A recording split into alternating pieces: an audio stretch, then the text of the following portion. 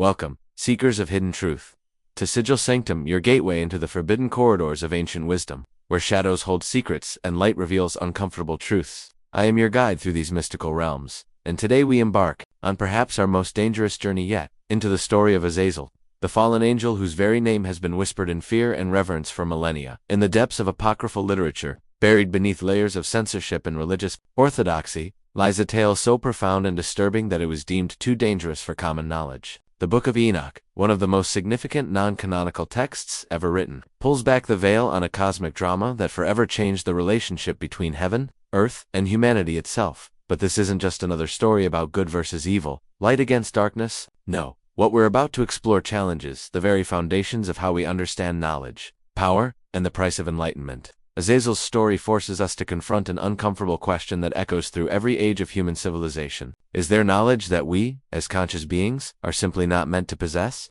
Picture, if you will, a time before written history, when the boundaries between the celestial and terrestrial realms were far more permeable than they are today. A time when angels walked among mortals, when the very fabric of reality was still being woven by divine hands. In this primordial epoch, decisions were made that would echo through every subsequent moment of human existence. The name, Azazel itself, carries weight that few modern ears can fully comprehend. In Hebrew tradition, it means God strengthens, or strength of God, yet this same being would become synonymous with rebellion, corruption, and the darkest aspects of forbidden knowledge. How does a being whose very name speaks of divine strength become the architect of humanity's moral downfall? This paradox lies at the heart of our investigation today, but before we descend into this abyss of ancient wisdom, I want to know something about you, fellow seeker. From what corner of our vast world are you joining us in this exploration? Are you watching from the ancient lands of Mesopotamia, where these stories first took root in human consciousness? Perhaps from the mystical temples of India, the philosophical academies of Greece, or the modern metropolises of America or Europe? Your geographic and cultural perspective matters more than you might think, because these stories of fallen angels and forbidden knowledge have manifested differently across every civilization that has encountered them. The universality of these themes, the tension between obedience and curiosity,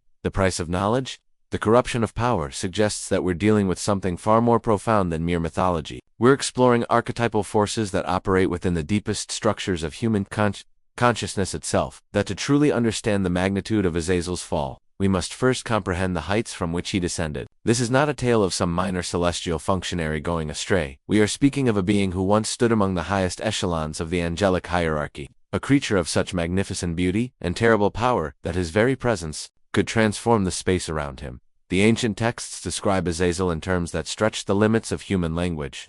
Imagine a being whose physical form serves as a perfect vessel for divine energy, whose every movement creates harmonics that resonate through multiple dimensions of reality. His wings, described as being forged from the purest gold and starlight, weren't merely appendages for flight, they were cosmic instruments that could manipulate the very frequencies of creation itself. His eyes held the accumulated wisdom of cosmic ages, burning with an inner fire that reflected his direct connection to the divine source. When he spoke, reality itself would listen and bend to accommodate his words. The robes that adorned his form weren't mere clothing but manifestations of his spiritual authority, woven from the essence of nebulae and inscribed with symbols that contained the fundamental laws governing both matter and spirit. But here's what makes Azazel's story so compelling and tragic. He wasn't content to remain a perfect reflection of divine will. Unlike his fellow angels who found complete fulfillment in their appointed roles, Azazel possessed something that would ultimately become both his greatest gift and his fatal flaw: an insatiable curiosity about the nature of existence itself. Mid-video,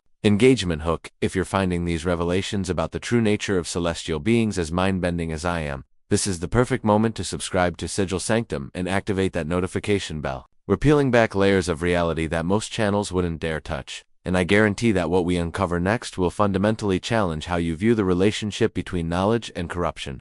Don't let this journey into forbidden wisdom pass you by. In the celestial hierarchy, Azazel held a position that modern minds might compare to that of a university professor, a researcher, and a guardian, all combined into one transcendent being. His primary function was to serve as a bridge between the highest mysteries of creation and those beings, both angelic and eventually human, who needed guidance in understanding their place within the cosmic order. But unlike a human teacher, limited by mortality and finite understanding, Azazel possessed direct access to the fundamental codes that govern reality. He understood the mathematical principles underlying the formation of galaxies, the linguistic structures that give rise to consciousness, the alchemical processes that transform energy into matter and matter back into pure potential. This comprehensive knowledge came with an equally comprehensive responsibility. Angels of Azazel's rank weren't merely meant to possess such wisdom, they were meant to serve as living examples of how such knowledge could be held without corruption, how power could exist in perfect harmony with divine will. Yet somewhere, in the vast expanse of eternity, Azazel began to experience something that would prove catastrophic. Doubt, not doubt about the existence or goodness of the divine source, but doubt about the wisdom of keeping certain knowledge restricted to the celestial realm.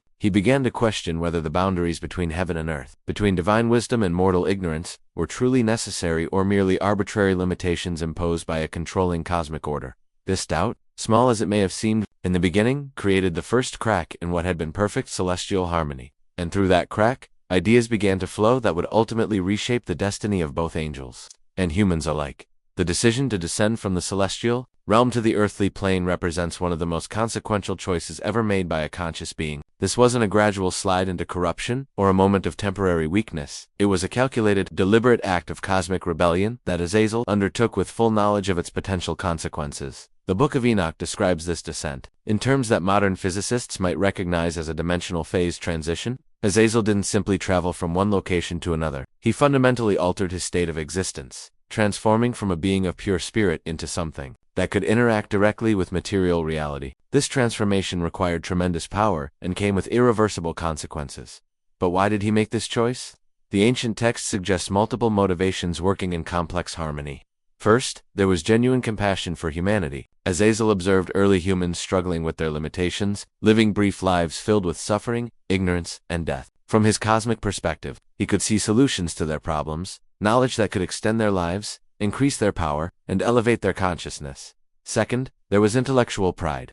Azazel had spent eons accumulating wisdom that no created being had ever challenged or questioned. The prospect of becoming a teacher to an entire species, of seeing his knowledge produce tangible results in the material world, appealed to aspects of his nature that had remained dormant in the perfectly ordered celestial realm. Third, and perhaps most significantly, there was a philosophical disagreement with the divine order itself. Azazel had come to believe that the separation between celestial and terrestrial knowledge was not only unnecessary but actively harmful to the overall development of consciousness in the universe. Upon manifesting in physical form on Earth, Azazel encountered early humanity in a state that he perceived as tragic limitation. These beings possessed consciousness and the capacity for learning, yet they lacked the most basic knowledge necessary to transcend their circumstances. They died young from diseases that celestial knowledge could easily cure. They lived in fear of natural forces that proper understanding could help them control. They fought with crude weapons and primitive strategies when advanced knowledge could make their conflicts more decisive and less prolonged. Azazel's first lesson to humanity was the art of metallurgy, not just as a practical skill, but as an introduction to the fundamental principle that matter could be transformed through the application of knowledge and will. He showed them how to extract metals from ore, how to purify and strengthen these materials, and how to shape them into tools that could extend human capability far beyond the limitations of flesh and bone. But this wasn't merely a technology transfer, it was a philosophical revolution. By teaching humans to manipulate matter at the atomic level, Azazel was introducing them to the concept that they were not passive victims of their environment, but active participants who could reshape reality according to their will and understanding. The creation of weapons came next.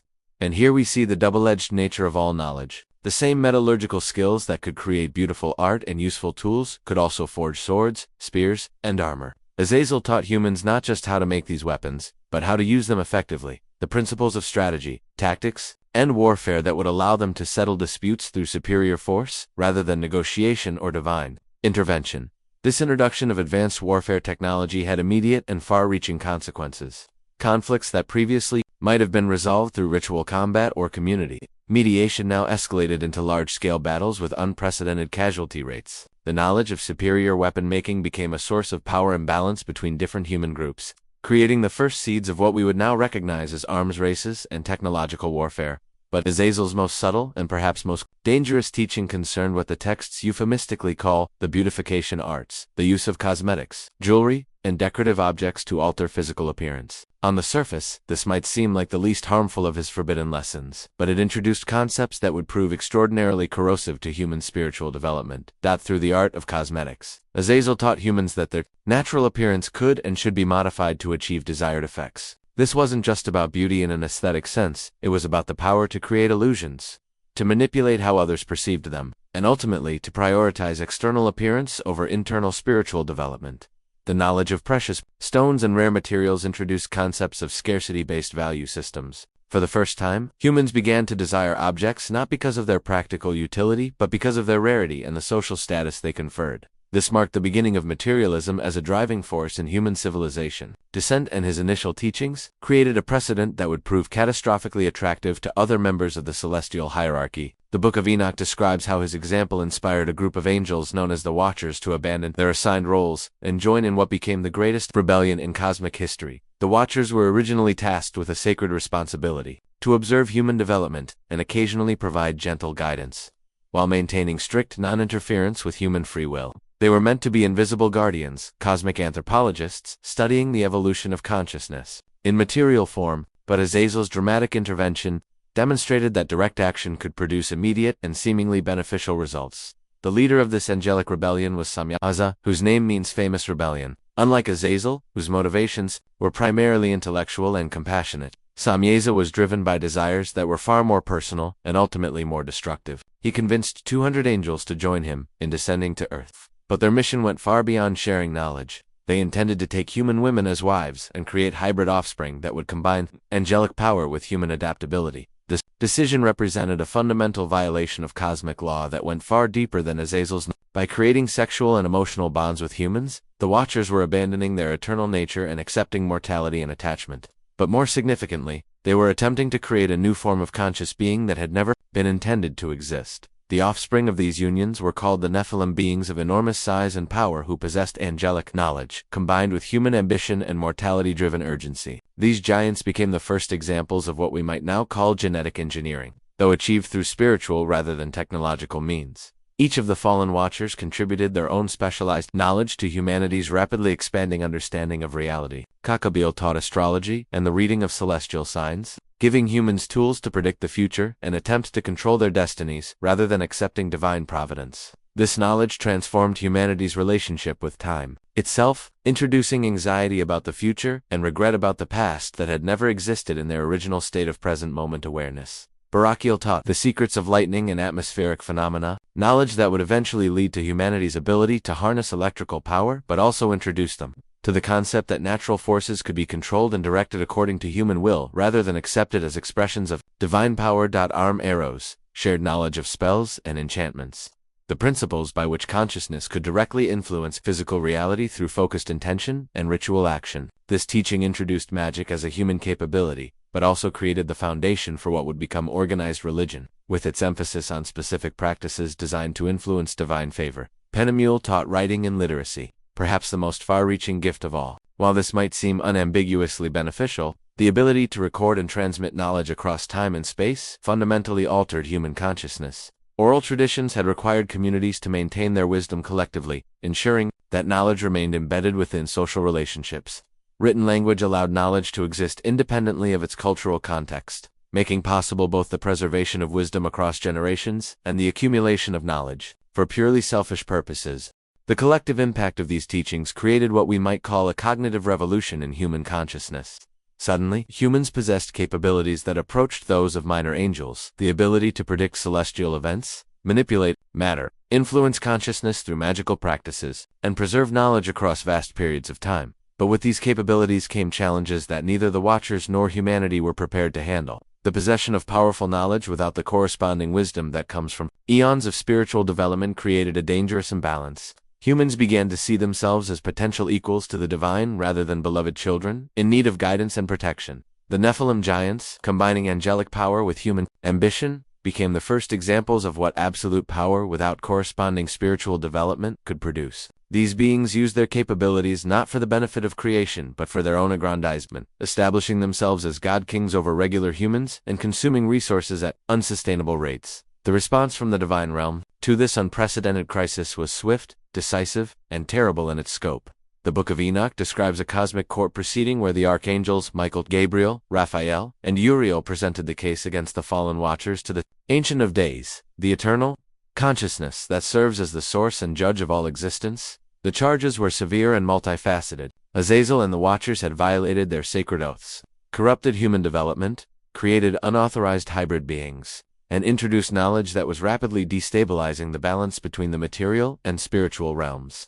But perhaps Most seriously, they had introduced the concept of rebellion itself into creation, demonstrating that even the highest forms of consciousness could choose to oppose the divine will. The judgment pronounced against them was proportional to the magnitude of their transgression. Azazel, as the primary instigator and teacher of forbidden knowledge, received the harshest sentence. The archangel Raphael was commanded to bind him hand and foot and cast him into a pit of sharp stones in the desert, where he would remain in complete darkness until the final judgment of all creation. This punishment wasn't merely retributive, it served multiple cosmic functions. By binding Azazel in darkness, the divine court was preventing him from continuing to influence human development directly. The sharp stones represented the painful consequences of his choices, while the darkness symbolized his separation from the divine light that had once been his source of power and wisdom.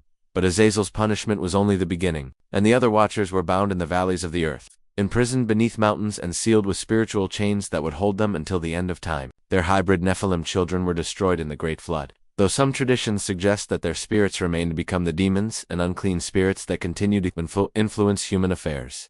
The cosmic implications of this judgment extended far beyond the punishment of individual rebels. The entire relationship between the celestial and terrestrial realms had to be restructured to prevent similar crises in the future. New barriers were erected between dimensions, making direct angelic intervention in human affairs far more difficult, and requiring specific divine authorization. For humanity, the consequences were equally severe. The advanced knowledge they had received from the Watchers became a source of suffering rather than liberation. Wars fought with superior weapons became more devastating. The pursuit of material wealth and physical beauty created social hierarchies and personal vanities that had never existed before. The ability to predict the future through astrology led to anxiety and attempts to control destiny that ultimately produced more suffering than acceptance ever had. But perhaps most significantly, humanity had lost its original innocence, the state of consciousness that allowed for direct, unmediated relationship with the divine. The knowledge of good and evil, of power and limitation, of life and death, had created a permanent separation between human consciousness and the eternal present moment where divine communion naturally occurs. Yet even within this cosmic catastrophe, we can discern elements of divine mercy and long-term wisdom. The ancient texts suggest that this entire drama, the rebellion, the forbidden teachings, the punishment, and the suffering serves a purpose within a larger cosmic plan that human consciousness is not yet capable of fully comprehending. Some esoteric traditions propose that the Watchers' rebellion was actually a necessary stage in the development of human consciousness. By introducing the knowledge of duality, good and evil, light and darkness, order and chaos, they made possible the kind of conscious choice between alternatives that represents true spiritual maturity. In this view, humanity's fall from innocence was actually a fall upward into the possibility of achieving something greater than innocence, conscious participation in divine creation. The punishment of the Watchers, from this perspective, wasn't primarily about divine vengeance, but about maintaining cosmic balance while allowing the long-term consequences of their intervention to unfold according to divine timing. Azazel and his companions became, in effect, cosmic prisoners whose sentence serves the larger purpose of human spiritual evolution. As we emerge from the depths of this ancient narrative and return to our contemporary world, we must ask ourselves, what relevance does the story of Azazel and the fallen Watchers hold for our current moment in human history? The answer, I believe, is more profound and immediate than most people realize. We are living in an era that bears striking resemblances to the antediluvian period described in the Book of Enoch. Like the humans who received forbidden knowledge from the Watchers, we possess capabilities that would seem godlike to our ancestors. We can communicate instantaneously across vast distances, manipulate matter at the atomic level, predict weather patterns and celestial events, create artificial forms of intelligence, and even begin to modify our own genetic code. But have we developed the wisdom necessary to handle such power responsibly? The parallels between ancient and modern forbidden knowledge are not merely superficial, they reveal recurring patterns in how consciousness responds to rapid increases in capability and understanding. Consider our current relationship with artificial intelligence. Like Azazel teaching metallurgy, we are creating tools that extend human capability far beyond our natural limitations. But also like Azazel's lessons, these tools can be used for both creative and destructive purposes. The same AI technology that can diagnose diseases and solve complex mathematical problems can also create deepfakes, automate surveillance systems, and potentially replace human workers across entire industries. The ethical questions surrounding genetic engineering echo the story of the Nephilim. We now possess the ability to create hybrid beings, not through angelic human reproduction, but through the direct manipulation of DNA. We can introduce genes from one species into another, create organisms with capabilities that never existed in nature, and potentially modify human genetics to enhance intelligence. strength, or longevity. But unlike the Watchers, who acted impulsively based on immediate compassion and intellectual pride, we have the opportunity to learn from their cautionary tale. We can ask the deeper questions. Just because we can create these hybrid organisms, should we? What are the long-term consequences for the balance of natural systems? Are we prepared to take responsibility for the unintended effects of our interventions? The cosmetics and beautification knowledge that Azazel taught find their modern expression in the vast industries dedicated to image manipulation and social media presentation, like the ancient humans who first learned to modify their appearance for social effect. We live in a culture increasingly focused on external image over internal development. The psychological effects of this focus, increased anxiety, depression, and social comparison, mirror the spiritual corruption described in the ancient texts. Our modern equivalent of Kakabiel's astrological teachings might be found in big data analysis and algorithmic prediction. We use vast computational power to analyze patterns in human behavior and predict future trends, individual choices, and social movements. This knowledge gives us unprecedented ability to influence collective behavior through targeted advertising, social media algorithms, and political messaging. But the story of the Watchers reminds us that the power to predict and influence the future comes with profound moral responsibilities. Are we using these capabilities to genuinely benefit humanity, or primarily to consolidate power and wealth among those who control the technology? The writing and literacy that Penamiel taught humanity have evolved into our current information ecosystem, a global network where knowledge can be created, modified, and transmitted instantaneously to billions of people. Like the original gift of writing, this system has tremendous potential for both good and evil. It can democratize access to education and enable unprecedented collaboration between minds across the globe. But it can also spread misinformation, create echo chambers that reinforce existing biases, and be manipulated by those with ulterior motives. Perhaps most significantly, our modern relationship with knowledge itself mirrors the fundamental choice that Azazel faced in the celestial realm. We have access to more information than any previous generation of humans, but we struggle with the question of how to transform this information into wisdom. We can know facts without understanding their significance, accumulate data without developing insight, and master techniques without cultivating the ethical framework necessary to use them responsibly.